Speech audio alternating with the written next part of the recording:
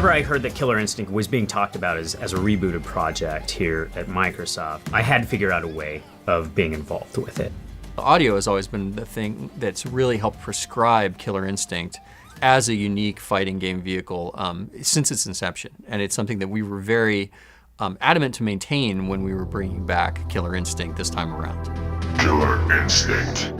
First thing was the announcer. How are we going to land the announcer and get the tone correct for what we wanted to do in the reboot? The announcers always played a huge role in the KI franchise. Walking into an arcade, you would hear that thing screaming at you from the back of the room. Ultra combo, right? Combo breaker, and you're like, what is that? I've got to go check that out. How can we not bring back the original announcer? We approached Rare and said, hey, could we use Chris again in order to update the lines? And of course, as we added new characters that didn't exist in the original games, we needed Chris to cover those. I think that also like Robin Beanland and the crew over at Rare did an amazing job on the music for the original game. Jago, Orchid, ready. Looking back at Killer Cuts, we're like, well, we have to do this justice. We have to continue this legacy of amazing music. And they vetted a ton of different musicians before landing on Mick Gordon.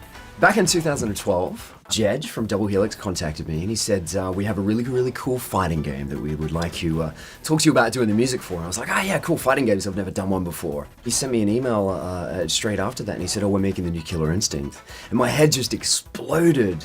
I mean, I spent so much time when I was younger playing Killer Instinct. Get an opportunity to work on the new Killer Instinct was just incredible. Mick delivered that first remake of the Jago theme, and that's really when we kind of said, oh my gosh, we've got something here, we're gonna run with this guy.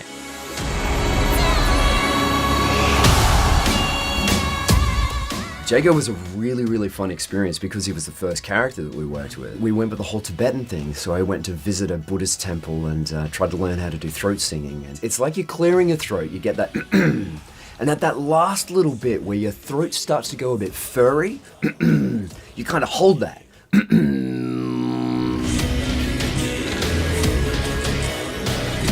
Then from there, you just change the shape of your mouth and you get the different vocal techniques.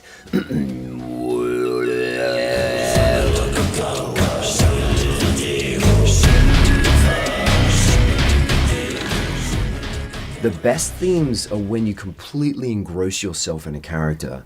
You try and understand that character. You try and get behind the character's mind. What would happen if we put Saberwolf in the middle of an orchestra? How would that sound? You know, we've got the music for Saberwolf and they're trying to play. But what happens when he's trying to tear them apart? He's ripping the cellos apart, he's busting their brass instruments and all that sort of thing. How would that sound? Anytime we approach a character, we don't want to fall back on just voiceover. We don't want to just fall back on just their music. We need to establish their character and their personality just top to bottom, and that includes the sound design. Think you got what it takes to beat the champ? TJ Combo was an interesting character to start the season off with. He's this big, brash boxer that formerly had cybernetics implanted into his arms, and he's ripped them out to become champion again on his own terms. One of the ideas that I always had was that he was always sort of reliving his past. So anytime he gets knocked down, you hear a bell. We actually purchased a boxing bell that I recorded at the studio in Chicago. And then I rolled in a bunch of dreamlike sort of crowd cheers that would kind of go from fronts and then do a full surroundscape around the player, because I always wanted that idea of anytime he gets knocked down, he needs to push himself to get up again. You make a fine specimen. Conra was the first original character for Season 2.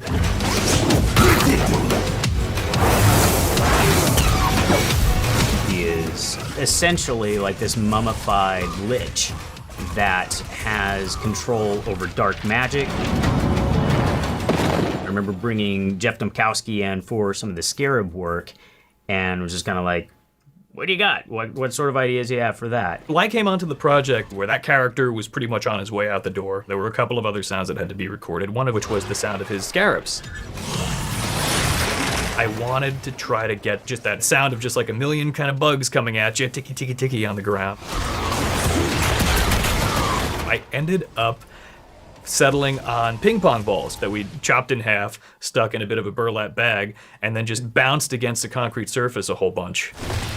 In addition to that, we put a file cabinet on a subwoofer and we were running pulses through it. And then I would route those through these Doppler effects that would kind of have it sound like it's kind of passing by really, really quickly. So anytime you see the move of Conrad like hitting you with his raps and swinging the character around the screen, you'll just hear that file cabinet kind of going. Rawr.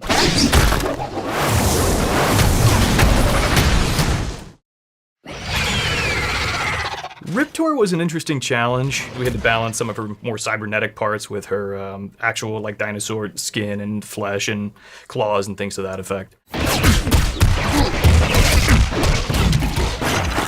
For her claws, it was pretty much gardening tools that we scraped against concrete, which we then manipulated through a lot of pitch control and kind of give it more of a sci-fi, laser element to it.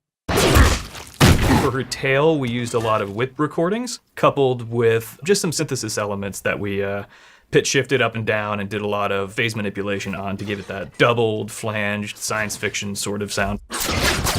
I was the vocal designer for Riptor, so that voice is primarily me in a plunger. かつてここは私の家であり Hisako's a creepy ghost girl that sort of follows the horror movie trope. Hisako was fun because we kind of got to go old school with it. We were going for that, just that horror movie kind of vibe, when you have like an undead character moving around. So we got to do a lot of the old Foley methods of breaking a lot of vegetables, a lot of fruits and things. When she's walking in particular, we really wanted that sound of kind of everything inside her, like all her bone and sinew and everything, kind of settling with every footstep, so it kind of sounded like she wasn't held together as much as a regular human being would be.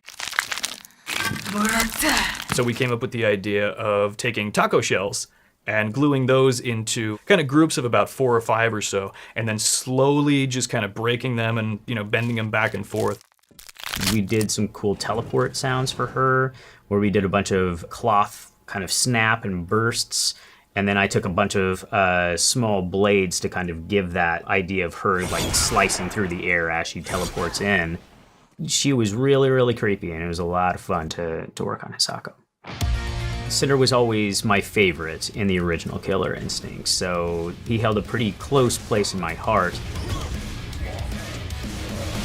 We put together this big recording session where we brought out all of this kind of fuel types, all of these different hand props that we put together, and we just started lighting stuff on fire. We had this big contraption where we went up on a ladder and we were swinging things back and forth. We took several water bottles and filled it with fuel and tossed it into the fire pit. And as the fire would melt through the plastic, it would hit that fuel and shoot it out and explode at the same time. So you'd get almost like this artillery shell that would pop. And that's actually a huge basis of Cinder's pyro bombs.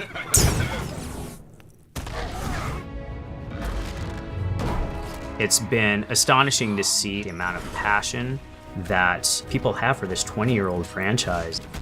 The way that fans have accepted us into their lives and trusted us with Killer Instinct has been really, really humbling. It's still reminiscent of the old game. I think that's something that we try to actively do to try to just keep that feeling there, keep it sounding as cool as we can, but it still has to have that Killer Instinct flavor to it. There will always be rocking music, there will always be incredible announcers, there will always be characters that have interesting audio lines and more detail. It's art on the screen, but audio is what brings them to life. So that will always be a major part of Killer Instinct. All of us love this game so much, and we play it at home. I play it all the time. Terrible at it, but I play it. It's really, really great to be able to feel like you're part of something like that.